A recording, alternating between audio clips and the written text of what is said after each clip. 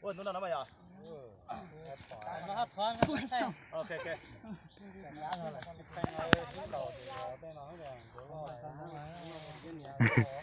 sao lo đi lo tao này đấy là tông tên này à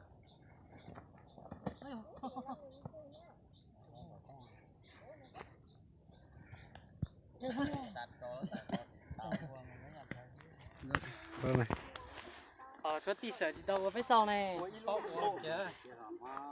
nào thứ hai là thì có thứ một cột chùa lò có nhiều cũng một tách chó thế là có chuyện đó lò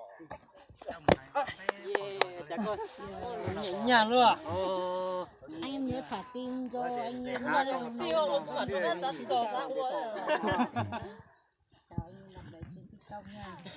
Thành nào đây cố lên hậu xây mông tới lúc em nhắc con. Mà sẽ là tôi có lưỡi tôi cả lại tuổi vậy. Thôi em chỉ tin thao lũ đảm bảo cơ. Cái này cả